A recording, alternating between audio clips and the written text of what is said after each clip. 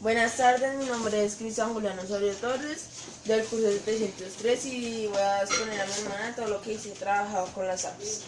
Espero te guste, profesor. Bueno, hoy te voy a hablar y te voy a resumir lo que es los tipos de fuerza y movimiento. Vamos a empezar con eso. Esta es la primera parte, ¿bueno? Bueno, vamos a empezar con los tipos de fuerza. Existe la fuerza neta. La fuerza neta es la suma vectorial de las fuerzas que actúan sobre una partícula o un cuerpo, ¿sí me entiendes? La fuerza neta es una fuerza única que reemplaza el efecto de las fuerzas originales en el movimiento de la partícula. La da a la partícula la misma aceleración que todas esas fuerzas reales juntas, como se describe en la segunda ley del movimiento de Newton.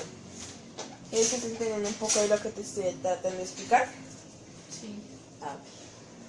En física es posible determinar el torque asociado con el punto de aplicarle una fuerza neta para que se mantenga el movimiento de los chorros de un objeto bajo el sistema original de las fuerzas. ¿Sí? Entonces, su par asociado a la fuerza neta se convierte en la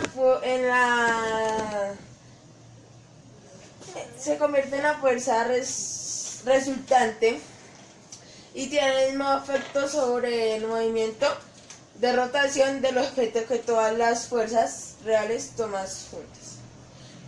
Es posible que un sistema de fuerzas defina una fuerza resultante libre de torque. En este caso, la fuerza neta cuando se aplica en la línea de acción adecuada. ¿Sí me estás entendiendo un poco? ¿Sí lo que te quiero explicar? Bueno, eso es todo lo que te estaba hablando de las fuerzas netas. Ahora te voy a hablar sobre el movimiento. Bueno, movimiento. El movimiento es un cambio de posición de un cuerpo a lo largo del tiempo respecto de un sistema de referencia. Te voy a decir más a fondo lo que significa el movimiento. ¿Sí me estás entendiendo? Okay. ¿Preguntas? No. ¿Nada? No. ¿Inquietudes? El estudio del movimiento se puede realizar a través de la cinemática o a través de la dinámica. ¿Sí entiendes? Es su función de elección de un sistema de referencia quedar definidas las ecuaciones de movimiento. Ecuaciones que determinan la posición, como la velocidad, la aceleración de un cuerpo, en cada instante de tiempo. Todo movimiento puede representarse y estudiarse. Eso es todo lo que te he explicado sobre el movimiento. ¿Sí me has entendido un poco? Sí. Como te dije, se puede estudiarte mediante algunas gráficas. Las más habituadas son la representación del espacio, la velocidad o la aceleración en función del tiempo. Su medición es mediante kilometraje o metros sobre segundo. Ahora yo te voy a explicar lo que es la fricción. ¿Entonces has conocido algo sobre la fricción o has estudiado algo sobre eso a lo largo de tu estudio? Sí. Ok, ¿y has aprendido algo? Sí. ¿Cómo qué? Que la fuerza no existe entre dos superficies ásperas. Muy bien, eso es lo que te voy a explicar ahorita. Fricción. La fuerza de fricción es la fuerza que existe entre dos superficies ásperas, lo que tú dices, en contacto. Se opone al desplazamiento, fuerza de fricción estática y microscópicas. Entre las superficies en contacto están perfeccionadas y hacen que la fuerza perpendicular R entre ambas superficies no lo sea perfectamente, sino que forme un ángulo con la forma N. El ángulo de rozamiento. Por tanto, la fuerza resultante se compone de la fuerza normal, N, ¿Sí me estás entendiendo?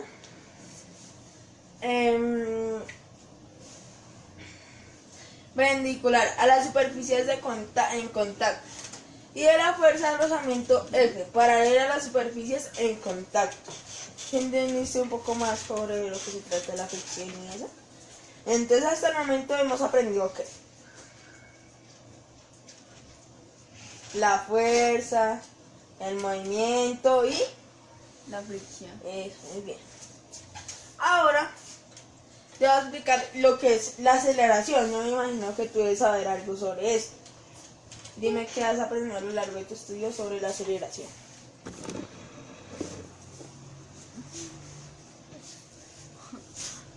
Dale una definición a la aceleración. ¿A cuál es el nombre que se le da a cualquier proceso de velocidad que cambia? Ah, es como una definición corta, pero precisa hacia lo que sabes. Bueno, yo te voy a explicar un poco más a fondo lo que significa la aceleración. Bueno, aceleración.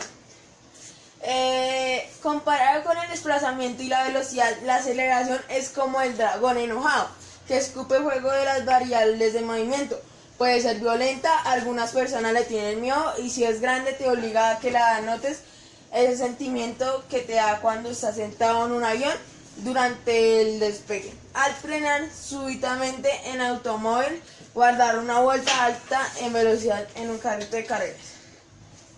Son situaciones en las que tú estás acelerando. ¿Sí me entiendes un poco de lo que te estoy explicando? Sí. Okay. La aceleración es el nombre que le damos a cualquier proceso en donde la velocidad cambia. Eso fue lo que tú me acabaste de decir al inicio, ¿te acuerdas? Que tú me dijiste eso, eso es lo que yo te digo a ti ahora. Te lo voy a explicar. Como la velocidad es una rapidez y una dirección. Solo hay dos maneras para que aceleres. Cambia tu rapidez o cambia tu dirección. O también tú puedes cambiar en varias. Ahí estás demostrando aceleración. ¿Ya entendiste un poco del tema? Sí. Aquí, ahora te voy a explicar otro tema. Bueno, ahora te voy a hablar de la fuerza gravitacional. La fuerza gravitacional. Bueno, la fuerza gravitacional. Sir Isaac Newton, durante su retiro en una granja de Woodstock, durante los años 1665 y 1666, se elaboró la base de lo que hoy se conoce como la ley de gravitación universal, basándose en las leyes de Kepler sobre el movimiento de los planetas y los estudios de Galileo. Esta ley establece que los cuerpos, por exprimentan una fuerza de atracción, experimentan una fuerza de atracción hacia otros cuerpos con masa denominada fuerza gravitatoria o fuerza gravitacional. Esta fuerza explica, entre otras muchas cosas, por qué orbitan los planetas. ¿Sí me entendiste algo de lo que te quise decir? Ahora te voy a hablar sobre la ley de equilibrio. Bueno, la ley de equilibrio. El equilibrio de un sistema en un estado estacionario indica que no se presentan variaciones a menos que se introduzca alguna u otra fuerza externa. Esto permite plantear relaciones de igualdad y entre fuerzas y comprender, por ejemplo, la función del torque en dichos sistemas. A continuación se presenta la práctica de ley de equilibrio, con el objetivo de que el estudiante explore cómo se equilibra un sistema específico en relación con diferentes masas y posiciones para tener un torque neto nulo. Ahora yo te voy a explicar lo que es tipos de equilibrio. Los tipos de equilibrio son lo que trabaja en las armas. y lo que pude investigar y comprender. Equilibrio estable, equilibrio inestable y equilibrio indiferente. Te voy a explicar el primero, que es el equilibrio estable.